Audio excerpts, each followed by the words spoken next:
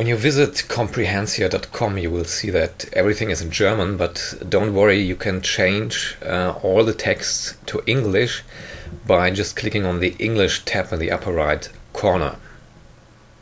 Okay, so let's start. I have registered for a trial account on Comprehencia and can now log into my account. And on the first login, Comprehencia asks which language I wish to learn. And I can choose from a number of languages: Spanish, Japanese, German, French, and so on. I'm choosing Italian here. Of course, you can learn any language you wish to learn with Comprehencia because you can import your own learning content. But since I chose Italian in that first step, Comprehencia already provides me with an example dataset in Italian, so I can immediately start learning and playing around with Comprehencia. Comprehencia stores everything that I'm doing here, my complete learning history, and this whole information is used to compute the best way for me to learn and to extend my vocabulary. And Comprehencia even takes into account study breaks. I will explain this in more detail in one of my next videos. Let me start one of the challenge datasets. The datasets are available in English, Spanish and French, and I'm choosing the English one here. I'm German, so it makes sense for me to learn more English. And when I start this challenge, Comprehencia automatically generates a new pool for me.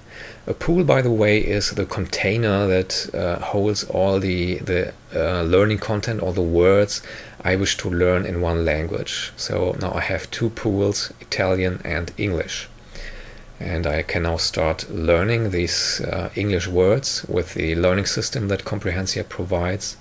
I also turned on the example sentences so I can see and understand how each word is used in context. I can also go to the pool overview to see all the words in the pool. I can turn on the example sentences here as well. I could also add new example sentences here or edit the words here. And when you're confident that you learned enough and you know all these words, you can just go back to your challenge. So I go to my English challenge and try the test to advance to the next level. And here I have to fill sentences with the correct words. That's pretty easy in the beginning, so on the lower stages and especially in English it's not so difficult, but it's getting more and more difficult with each level. There are 30 sentences you have to fill with words, and if you manage to do this with less than 3 mistakes, then you pass the test. And I passed the test here and advanced to stage 2. Very nice. I now have access to the vocabulary of stage 2, and I can now import these new words and these new example sentences into my English pool and directly go on learning this new content. That's the way you can build vocabulary with challenge datasets. So you start learning, and whenever you think, okay, I know these words, you go back to your challenge and try to unlock the next level to get new words and new example sentences to study. And of course you can also import and study your own learning content.